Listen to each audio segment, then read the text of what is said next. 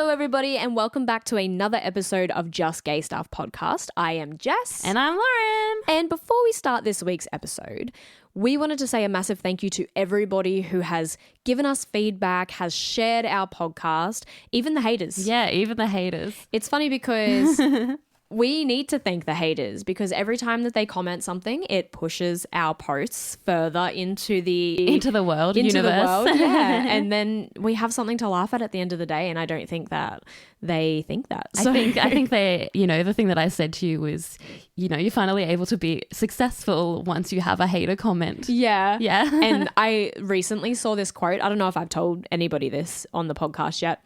I recently saw this quote that says, haters are never doing better than you. That's true. And so I carry that comment with me. I carry that quote with me every day because we face hate every day. Every day. And I think we're going to do an episode about fear in the community and things like that we still face. Yeah. And we'll touch on those things eventually at that time. So yeah, let's get into this week's episode. We have an absolutely amazing guest this week. They are a mind, body, and movement coach, breaking down pain, fear, and limitations in movement in their professional life. However, you may know them or have seen them on Netflix's first ever queer reality TV show, The Ultimatum Queer Love. Joining us all the way from Hawaii, today we have Xander. Hello. Hello. Hello. So happy to be here with you guys. We are so happy to for have you you to join us today. It's amazing. And all the way from Hawaii. That's so... Yeah. It's number one Yeah, holiday we're destination. We're also almost close to each other, but also like So far. just so far apart. What's it like living in Hawaii?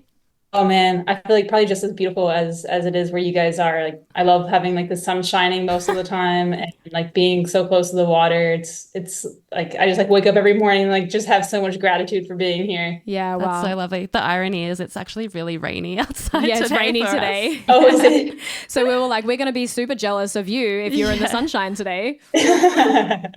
And you will be moving into your summer and we're moving into winter. But does it ever get cold in Hawaii or? It gets like chillier during like December-ish time, but not really like chilly. It's like 70, 75. So it's kind of perfect. Yeah. Right. Have you been in Hawaii a long time?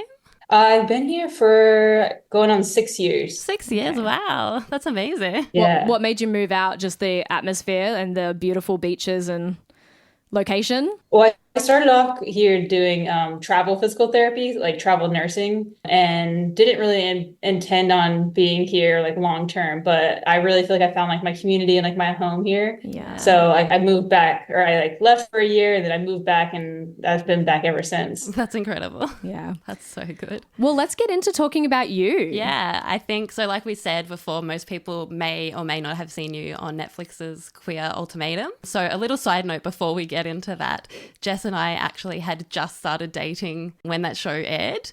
And we kind of realized that we valued the same morals and sort of found that we had the same connection, had the same sort of likes and we aligned loves. with who you were on the show a lot. So that's why we reached out as well, I guess. Yeah. And so we kind of connected through watching that show.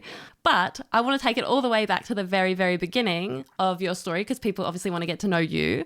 So could you tell us a bit about your coming out story?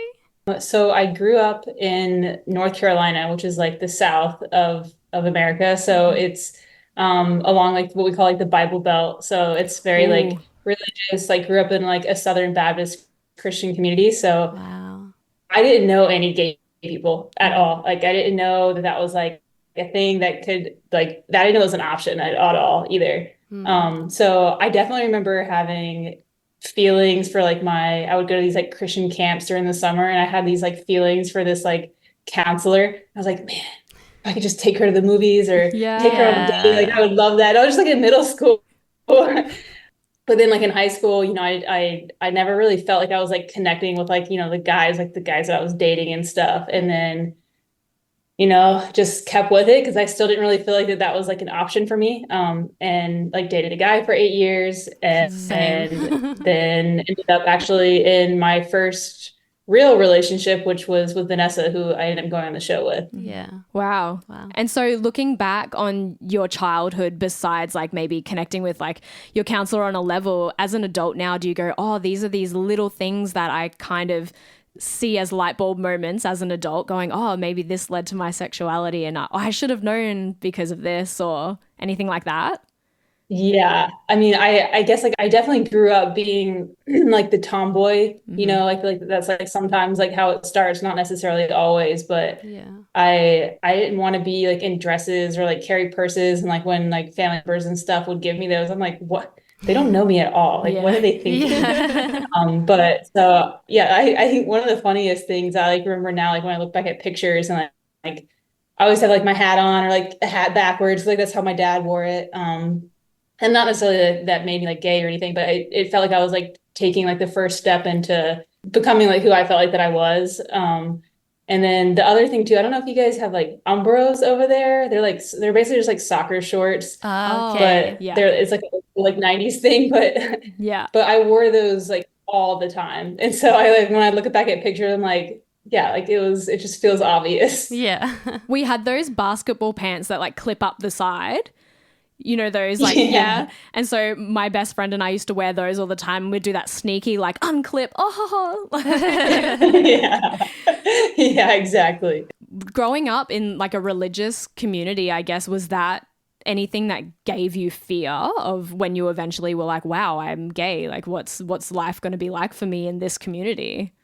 Definitely. Yeah. I feel like the more that I think the first step like with everyone is like just like having to become like honest with yourself and realizing that, because I was just trying to like push it down, and like I was kind of just like planning on living like the rest of my life under like the thumb of like what other people wanted me to do or wanted me to think or how to act and things like that. So yeah, I think it was just honestly just like over time, like the more that I kind of pulled away from just like those societal norms, just like not even thinking about like being like gay or anything, but more so just like, oh, like their views and their opinions and things like that are like not aligning with mine. Yeah. So with that, I think that I felt more comfortable in being like, well, you know, if I end up having to like never talk to my family again or like lose all my friends, like I was kind of ready to do that, because I was like, I just felt by a certain point, I felt so strongly like there was all this fear, but then there was also so much like I can't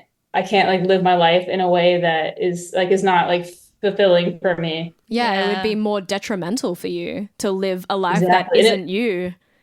Yeah, and I was so feeling it. It was just like so heavy. Like I don't know if you like that's something that you guys like experienced, but yeah, just like the heaviness of that and like my mood, and just I just was not happy. Like I was just like the complete opposite of like who I feel like I am today. Yeah. It's awesome to be able to look back and see the steps that you either had to take or weren't as big as you thought to get to where you are today as a person. I never felt a heaviness, but I remember I always had feelings for women, even as early as when I was like 5. But when I was 12, I remember like going to the bathroom one day and I was like, wow, what if I'm a lesbian? And I remember thinking, everyone's just going to hate me. Like, I don't want to be different. I don't want to be out of the normal, because look at everything that happens in society when you're different. You just get like bullied. And especially this was when I was 12 and I was already being bullied in school. So you just think, oh, that's just going to add another layer to that. And it's so, yeah, it plays havoc on your mental health. Yeah. Yeah, absolutely. Yeah, that just like brought up like the memory of when I was in high school. There was, at least that I know of, like there was like only one girl that was out, and of course like that's also the one that I ended up crushing on, but like everyone talked about her. Like you go in the cafeteria and like people are like talking about how she likes girls and stuff. I'm like, well, I definitely don't want that to happen to me. Exactly. So yeah, it's just like it prolongs that process so much. Instills a fear in you when you see how someone else is treated, and then you're like, well, I don't want that, so I'm gonna stay in the closet for a bit. I think I definitely had that fear too. The same thing, like 12 years old, being in year 7. High school's scary for anyone to start with, and then having those different feelings, and then having people bully me and being like, oh, you're a lesbian. They told you were a lesbian before you knew. Yeah, before I was aware. Isn't that ironic? They're all lesbians now, it's fine. That's always how it is though. Like people are always like, yeah, I knew that. I'm like, cool. Yeah. So I'm the one that was needed to find that out. Yeah. We actually talk about that in one episode where you go through so much inner turmoil and you go on your own journey. And then to have someone external to you be like, I always knew. It's like, oh, you're like taking away from my experience of discovering who I am. So true. So true. Especially when it's a family member, you're like, whoa, calm down. Yeah. Yeah. You don't know me like that. Yeah. So let's get into how the world now knows you. So you decided to go on to Queer Ultimatum. What made you decide to, I guess, was there like an audition process for the show? Like how did you get there? And what was the decision to, kind of put your relationship on a world stage? Yeah, it's a great question. And something I feel like that I especially get like asked a lot because I don't feel like that I'm like I was very uncomfortable on like the first like few episodes of the show because I didn't really want to be there. Yeah. Because it wasn't necessarily like my choice, I guess, in a way. It was obviously I went on the show, but my partner at the time it wanted to go on the show for a variety of reasons, but and it did happen to be that it was our circumstance like where I was kind of ready to like move to the next step of our relationship and start having like those bigger conversations. And when we were having those conversations, it just wasn't able to really work out. So someone reached out to her through her Instagram and kind of just like things like fell like over a month of time, like that kind of happened. But yeah, it was a shock for me too. And I didn't really know at all what I was getting myself into. Yeah. I've never really been much of like, I never watched TV really. I didn't know or understand the characters and the like plot and like there was gonna be a villain and a hero. Like, I don't know, like none of that stuff made sense to me. And I had no idea. So I feel like I just like walked in there like completely blindsided, but I learned a lot throughout it. So it was worth it. Yeah. Well, let's go there. What did you learn? What did you learn? So much, man. I think just the accumulation of how like just like the events and like how it was like laid out in my life, like where I dated a guy for 8 years and then like my first partner happened to be because I met Vanessa in high school from that partner from my boyfriend. So from that I went from like one thing to the next and then same with the show. And then once I got on the show, I always kind of like take it back to this because there was the first week where we had to do the dating where we kind of like broke up with our original partner that we came with and then dated the rest of the cast members. And during that time, we were kind of secluded to our hotel room any other amount of the time. And I think, I love spending time alone. Like I'm an introvert for sure, but at that time, it was just a lot for me at once. And there was just so much that I was uncomfortable with that I was like, I'm already here. Like this is like where I'm at. Like I need to try and figure out how I'm going to like manage this kind of for like the next 2 months, basically. So during that time is like where I did a lot of journaling and like the producers and stuff would always kind of like laugh and be like, what's with you lesbians? Like all you guys just journal and stuff. But we didn't have anything else to do. But it really helped me to just start to feel like, wow, I can be like understanding a lot more about myself again, like taking like that extra step, kind of like I had already done away from like my things that I had learned from growing up and in my family and being like, oh, I can still take this next step and not necessarily have to do all these things that other people want me to do. Whether that was like my partner or the producers or whoever it was, I was like, I can make so much more of like my own decisions and my own choice of things. And that kind of just like sent me off into like my healing process that I feel like that I've been in ever since the show, which has just been, that's like what I'm the most thankful for. And I've gotten asked before, if I feel like that I would be here now without the show. And I think that would be at somewhere along this point, but I also feel like that this show was something that really helped like kind of push me into a direction, which was the point of it. So it kind of helped give me kind of an out to be like, all right, what are you going to do, Xander? Yeah. The show was a bit of like a pressure cooker, I guess, and you kind of were forced to face those things, right? Yeah. You had to make choices whether they were the ones that you wanted at the time or not, but sometimes life throws you a curveball and it sets you into emotion that you're supposed to be in, I guess. Exactly.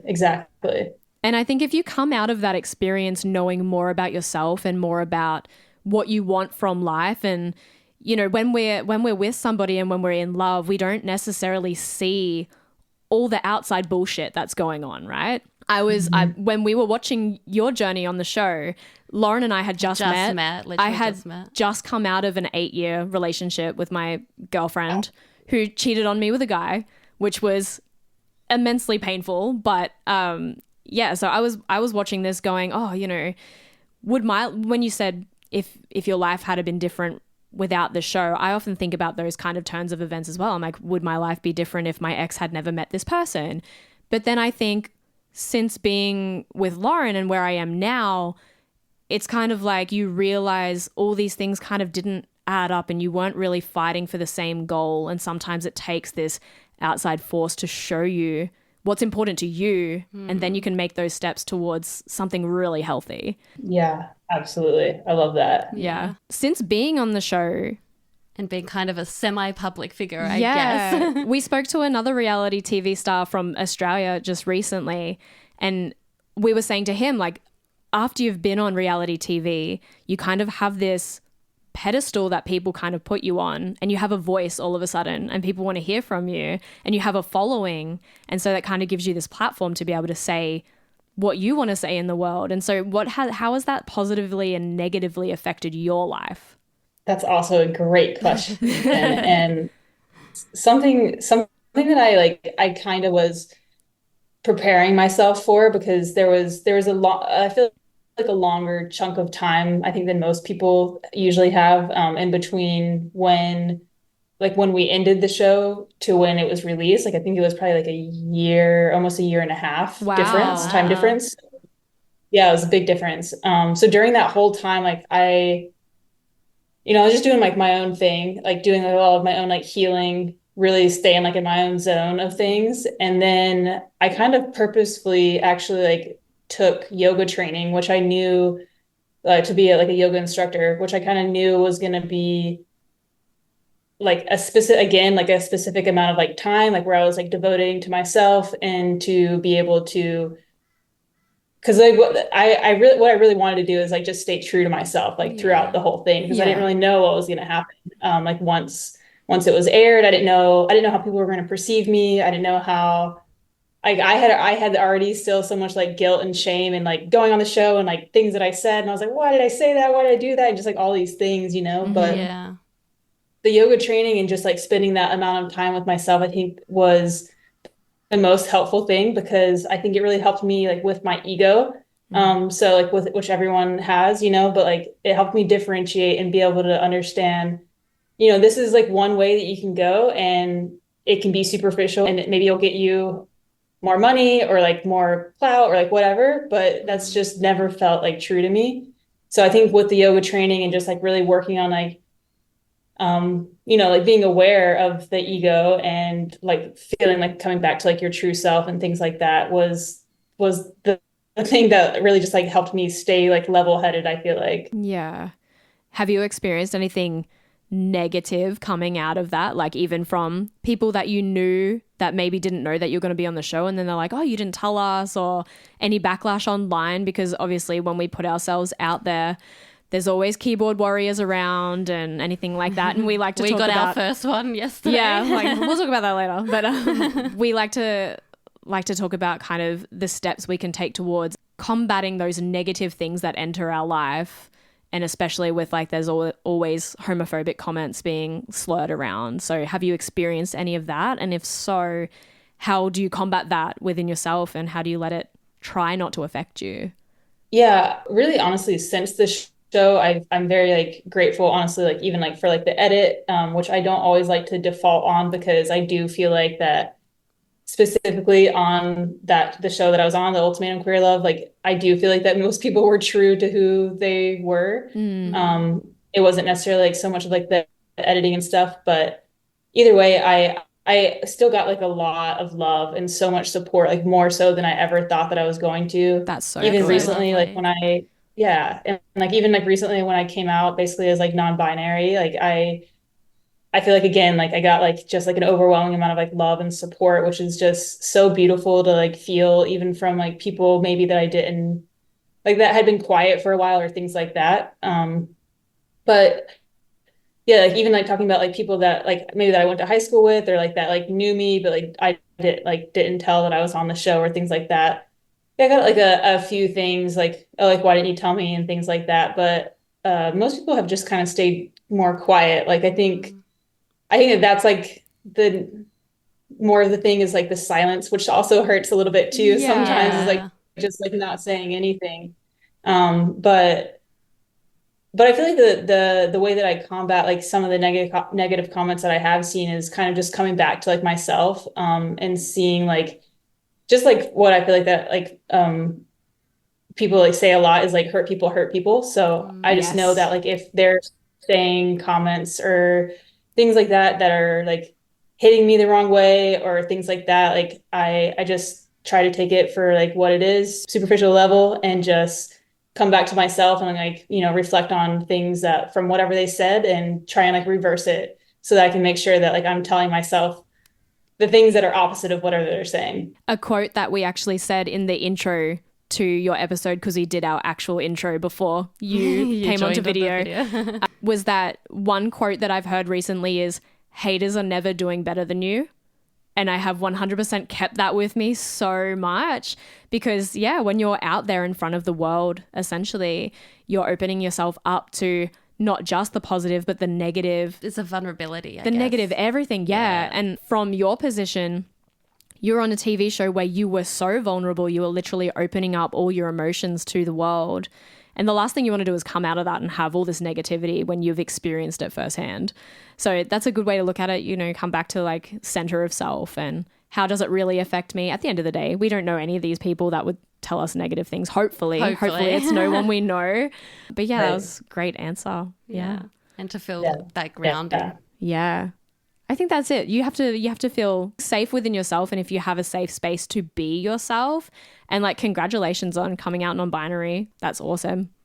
It's really cool. Yeah, I do feel that too. And I think the other piece of that is kind of like knowing like when, like even if it like you mentioned like when people are giving like negative feedback or like comments like in that they do know you and you're like, man, I just like told you all this stuff about myself and like poured like my heart out to you, and like still yet you have like this like negativity and like speaking like with hate and things. But I also just feel like that's like if that's something that is going to happen, then I'm more than happy to like walk away from those relationships and people now, where like before I didn't feel like I had that, like I didn't have that like grounding like you were mentioning in myself, so I would stick around for things that like weren't serving me. Yeah. I think it takes some of us a bit longer to realize, and maybe we don't have the support to help us realize that we don't need to keep negativity in our safe space.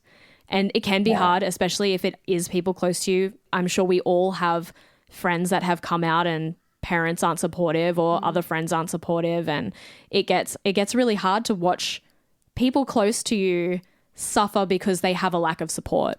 And so yeah, I guess that's another reason we're doing the podcast. We want to be a safe space for people. If they are isolated, if they do feel like they have no one else, at least they have our annoying voices in their ears every week. And then we get to talk to awesome people like you. Yeah. See, that's what I love too, is just like, yeah, like podcasts like this and just like exactly like you said, like these spaces that I feel like we are all getting to create now, because like this is all stuff that we wish that we would have had before. Like that would have probably like all of our processes just been like, oh, that makes sense, like there's other people like that. Yeah, 100%. I think I've said that in so many of our episodes. You know, I came out a lot later in life than other people may have, and I was like, man, I wish I had something like this growing up. I would have been like, oh, that's what help you come to like self-realization. Yeah, exactly. You mentioned you didn't really watch a lot of television. So what was representation for you growing up if you didn't watch television, even though I guess media has changed a lot since the 90s? Yeah, I guess I did watch like like I remember actually I have a specific memory that just like will forever be in my head. But I don't know if you guys like there's a show called Will and Grace. Yeah, we have that. Yeah, cool. So like yeah, that was like a show that would like come on, and I remember that my mom and I like it would just be like kind of on in the background. But I remember these two guys kissing, and like I was watching it and I was like, wow, it's amazing. Yeah. And my mom, like, love her to death, but like she was like, oh, gross, and like turns it off. I'm like, well, there's that. I'm never going to come out. But like so like there's a few shows that like I got like a little bit of that representation. And then once I went to college, I was like in school in like a like mountain town. So there's definitely a lot more like queer people there that I feel like that I was like giving off queer vibes to them because they would like give me like, you know, like the coffee baristas and things like that. They'd like give me the eyes and I'd be like, oh, that's scary. And then I'd run away. Yeah. They're just slipping you like a little rainbow card and you're like, what's this for? Right? They're like, it's okay. And I'm like, no. Do you feel like that now, obviously you have been on the Queer Ultimatum show or Ultimatum Queer Love, you're able to kind of be representation for people in a way? I do. And I think I get like a lot of comments and like messages about that too, which is just like, I feel like every time like I try and like take a minute and like actually like read through those and just kind of also like tell like little Xander inside, just be like, wow, look at this. Like, look what just like some like work and like checking in on yourself and doing things for yourself can like do to also like serve and like be available to so many other people. Yeah. And so even though that experience was so heavy for you to go through, it's like you have created positivity in other people to be able to watch your journey and go, wow, like this is representation for me. And there are queer love shows. We're about to get one in Australia called I Kissed a Girl. I don't know if you have that. I think it's UK, but it's about to air in Australia. Yeah. So that's massive for us to have another reality TV show that is based on like, queer representation. And I'm stoked. Yeah. So it's slowly getting there. Yeah, it definitely is. Even just like movies. Yeah. Like, there's like, you know, like the Christmas like queer movies and stuff coming out too. Like, or I guess that was but yeah, it's definitely coming up more and more. Speaking on that, like with television and like we quickly have said throughout this whole podcast, now you have a bit of a platform. Have you found since coming off the show and people forming those sort of attachments to you that it's affected your dating life? Yeah, do people feel like they know you emotionally and they're trying to wiggle their way in? This is like the cherry on top of a question, I feel like, because that's something that it's a huge struggle actually. I also don't really feel like I'm in a spot yet still to date. But I'm also very protective. I'm very protective of like myself and just like I feel that actually a lot. Like I get like a lot of messages and some of them are like funny in a way because like people will be like, oh, I'll date you, I'll marry you. And I'm like, I'm not just like available for anyone. Yeah. Like it's like they're like volunteering as tribute to do that. Yeah. But it's definitely it is interesting to feel like that there's so many people that know me and like even like on like if somebody like recognize me from like the street and stuff and they'll say like, oh, you're Xander and like say something like that and I'm like, oh, hi, like, what's your name? Like, I don't know. I just like kind of still like want to like be able to like get to know people too, so that we can still share that. But it has been interesting. Yeah. Yeah, I bet. And so let's talk about your profession. You are a mind and body coach, and you said that you work with a lot of LGBT people, helping them find themselves and create like the perfect performance for them. So tell us about that. What does it involve? Yeah. What do you do? How rewarding is it? Love this because it's definitely like it's been my passion for a long time. I just feel like now like since the show and just with my platform that I've very like happy to have that it's just led me into like a whole new direction. So I have like the background in like physical therapy and wanted to, also since COVID happened, like with more virtual stuff, I wanted to start creating more of a virtual space for that so I could start seeing people online. And of course, like from my platform, I definitely had a lot more like queer people following me. So they started becoming more of my clients and I was like, whoa, this is like exactly what I wanted. And I didn't really even know, like, because I always kind of just wanted to like open myself up and of course, like be available to like all people, which I still am, but majority of my clients are queer, and just like, you know, like of course, like they're all going through like their own journeys and like struggles. Like some of them are like brand new to coming out. Some of them are still living with their parents and trying to even just like navigate how to have those conversations. So like those are all things that I'm super open and, you know, create space for myself to be able to have those conversations with them. It's definitely not just about like their physical performance or like their physical goals and getting through things, because a lot of these things are so much on their mind, and it's so much a part of them. So that's why I like to, you know, like have like that mind body connection where we're able to like talk through things, talk about things that are like coming up in their day-to-day life, or maybe even stuff that has happened in the past. And then because just like that connection with that helps them be able to feel more in their body and feel like they can like achieve and like overcome the things that they want to. Yeah, awesome. That's really cool. What do you specifically work on when you do your physical therapies? So the physical therapy is kind of like a mix of like physical therapy but personal training. So I make basically like programs for people. So everyone will get like 3 to 4 exercises per week that's like customized for them and like their body. And then I do have a goal that I want to eventually start making like programs for like specifically like top surgery and like things like that. Wow. Yeah, that's awesome. So that's kind of like all these queer people started following you, which kind of gives you this supportive queer space. And then in return, you're creating that supportive queer space. Being that safe space for them. It's the way community works. It's amazing. Love it. It is the way that community works. Exactly. And like that's what I tell all of my clients too. Like, for like they're like, a lot of them are so grateful like to even be able to have, I mean, like I said, like the physical fitness part is definitely like one aspect of it, but like even just being able to have like this space where they can chat about these things openly and like without, and anonymously too, like they're not having to, it's not having to be like, you know, broadcasted on like a forum or something like that. But it's also cool because I always make sure I tell them like, you guys are filling me up and like helping me grow so much more, just as much as like this is such a a synergistic relationship. Yeah, wow.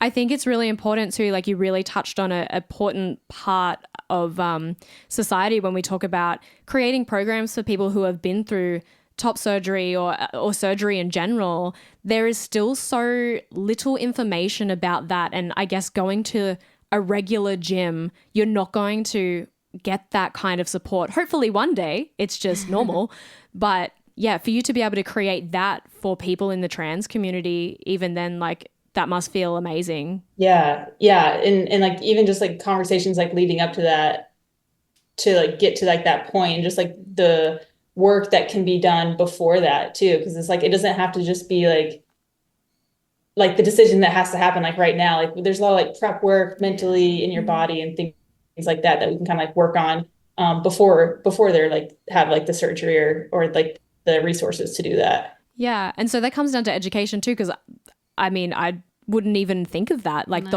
everything pre-op versus post-op, like for people to help prepare their bodies and help get into shape once they have become the person they've become. And you're really paving the way for people to become authentically themselves. Yeah. Wow. Amazing. So very encouraging to me. It just makes me keep wanting to just keep going. Yeah, it's amazing. Our other reality guest that we had is doing a shave for kids with cancer, and he was talking about how when you have a platform and you start to do something, you start to use it, and all these people start to follow you. He said, I felt like a bit of a wanker. Like, am I doing this for the right reason? Like, am I being a knob? Like, you know, we said the same thing. And when we really identified with that, we were like, oh, we want to start a podcast, but are we just being a pair of wankers thinking people want to listen to us? But you never know who you're going to help. And if you can just change one person's life or one person's perception, the job is done. Yeah. So the fact that you're using your platform to change so many people's lives, like, it's incredible. And we all need to keep striving towards that. And I think, you know, in those moments where we might feel, it's not worth it, or maybe I'm not getting the feelings I thought I would be getting from this, you never know who you're helping. Yeah. And helping create positive change for people. So that's amazing. Yeah, absolutely. And also I love what you said about that, because I often think those things too. I'm like, am I doing this? Like for like the right reasons and stuff too. Like, but that's also like actually speaking of like one of the things that my clients and I like go through a lot, and like even like their little program like that they do on a weekly basis is called like Move with Intention, because like that's the thing that I feel like I'm trying to like instill the most, and even like when I do have those thoughts of like, oh wait, am I doing this for me, or am I doing, which is also fine sometimes too, but just like checking in with like the intention of like why I'm doing it. Yeah. When you talked about going to yoga and like keeping your ego in check, because everyone has an ego, and sometimes we don't mean to get to a stage, but we can become inflated. What was some of the things that you learned to keep ego in check when those things happen, or how you center yourself? Yeah, I think the biggest thing was, well, breath work has always been like probably always for like a few years now, but then yoga kind of really instilled the breath work, where it helps me like get that sense of like the bigger picture in a way. So like that it's not just about me or my life or the things that are going on with me, but like there's so much more to that too. And I think that even just like when I'm like talking with other people too, like that's the pieces and the things that I pull away from the most, is like when they're also able to like do that like big outlook and like bigger picture thing, and like not feel so like in here and like in our heads, which is like where, of course, like I feel like so much of the ego comes from. So breath work helped a lot with that. And the actual like yoga practice, just like the repetitiveness of doing it weekly. And then I'm also a big self-help book too. So I love to like read and just like doing things like where I feel like that I'm trying to still like learn like within myself, so that I can like keep being like available for others too. Because I think that like just giving, sharing, and like being in the community is a huge way to be able to check your ego. Yeah, definitely. And for our listeners, if they want to join you on your online classes or anything, we'll be putting your Instagram handle in, so that maybe you can get some Australian clients online. Love it. And they can connect with you too, because I have never heard of having that like online interaction doing like physical therapies and things like that. So I know that a lot of things were born from COVID, but it's still going. And we talked a lot about in previous episodes, things all went online for people in spaces that don't have queer community, like little country towns, rural and things towns, like that. And then it kind of went away because the world kind of went back to normal.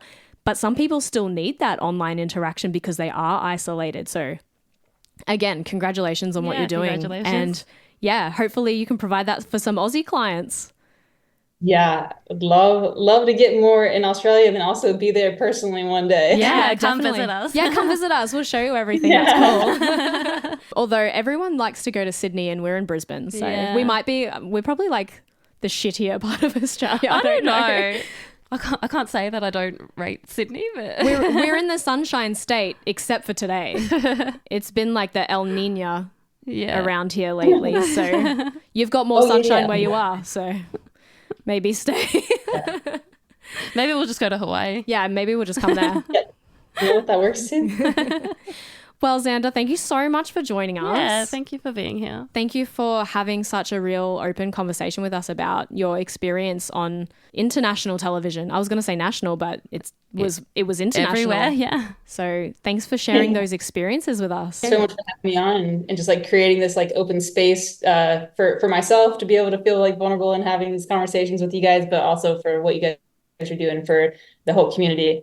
Yeah, thank you. And thank you for what you're doing for the community, because it all goes hand in hand. So even having you on here and sharing your story, you're helping our listeners better understand themselves, know what support is out there, and hopefully no one's ever alone. Yeah, we can create better spaces for everybody. It's not just the queer community, for everybody. Yeah. So true. So true. Awesome. Thank you so much. Thank you so much. We hope you have a wonderful, wonderful day. It's probably evening for you now. Yeah. Well, thank you so much. Thank you so much. Thanks for the chat, and we'll hopefully keep in touch. Yeah. Awesome. Absolutely. Cool. Awesome. Thank you so much, Xander. Bye. Yeah. Thank you guys. Bye. Bye. Well, you heard everything from Xander. You heard a little bit of the ins and outs of Queer Ultimatum and what got them there and how they're doing now. And we really hope that you take away from Xander like a little bit of experience and yeah, Xander's there to help if you are trans or if you are non-binary, needing any physiotherapy or some mind-body coaching. Xander or even just part of the queer community. Yeah, Xander does those online sessions and they want some more Australian clients, and it's good to just hand in hand with community. So we hope you guys had a great listening experience on this episode. I know that we did. I think we definitely did.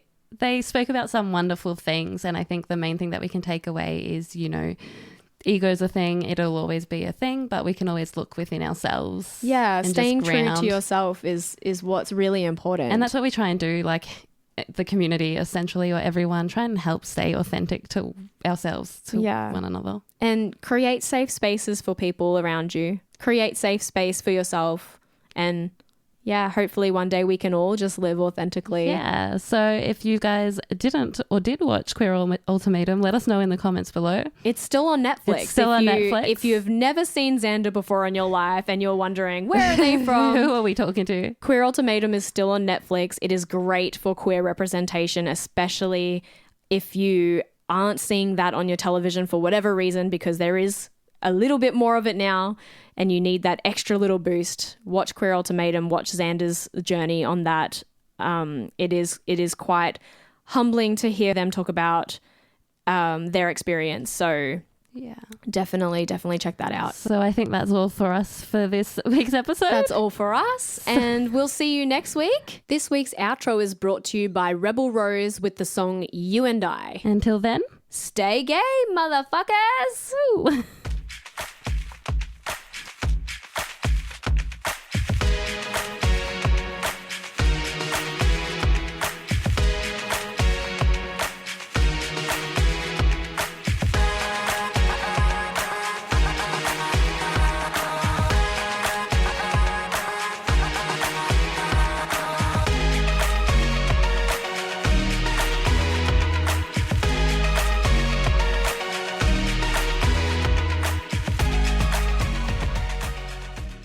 Thanks for joining us on another episode of Just Gay Stuff. Make sure to follow us at Just Gay Stuff Podcast on all your socials and write to us with your stories at justgaystuffpodcast@gmail.com.